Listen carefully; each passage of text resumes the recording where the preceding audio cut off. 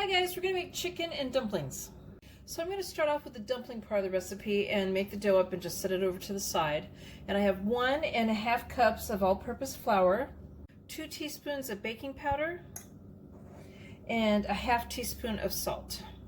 I'm going to whisk this together. I made a well in the center of the flour and I'm going to add 3/4 cup of buttermilk to that and 2 large eggs. I'm going to start off with a fork and I'm going to kind of mix the eggs and the milk together in the center and start bringing the flour into it and stirring.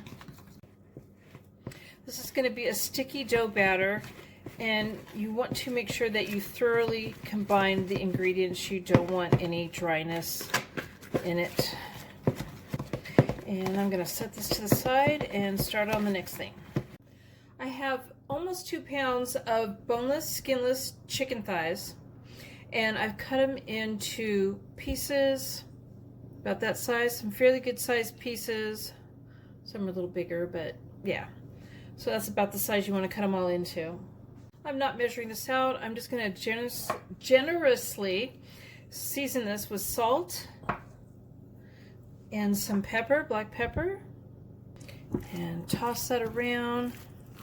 I have 1/2 cup of flour, all-purpose flour, and I'm going to start coating this, tossing it around in the flour. My dog's going to bark, one of them. There's another dog barking somewhere, so they have to chime in. All right, that looks pretty good. I still have some of the flour left. I just want to get it good and coated. Maybe one more. There we go.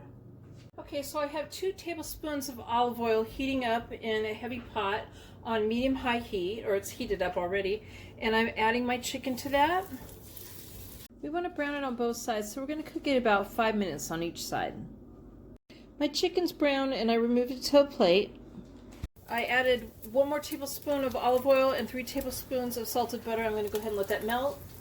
I'm also scraping the bits and pieces off the bottom as much as I can, and I've turned the heat down to medium. I have 2 celery sticks that I have chopped and 3 carrots that I have peeled and chopped. I honestly would do 2 carrots, but the carrots were a little small, so I used 3. I'm going to add this to this, along with 2 tablespoons of onion powder, and I'm going to saute this for about 5 minutes till it's all tender. And now I'm going to add 32 ounces of chicken broth. This is low sodium.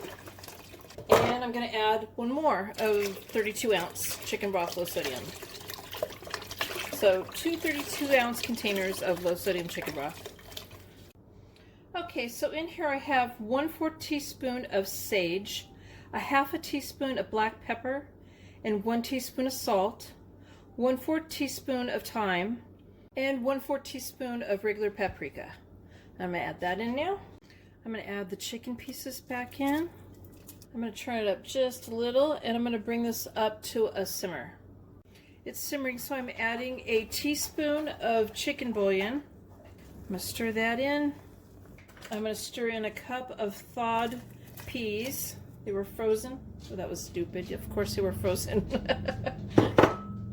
1/2 cup of heavy whipping cream. Stir it in. At this point you want to taste it and make sure it's seasoned good enough.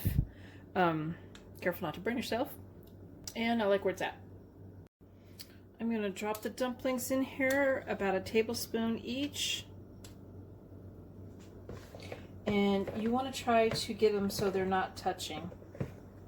I'm going to go ahead and I'm going to fill this up off camera, so you don't have to sit there and watch me do all this. I'm going to go ahead, I'm going to cover the pot and let the dumplings simmer for 15 minutes. You want the chicken to be cooked all the way through and the dumplings to be puffy. So there's my chicken and dumplings. I hope you guys like this video. Please give my video a thumbs up and thank you guys for watching.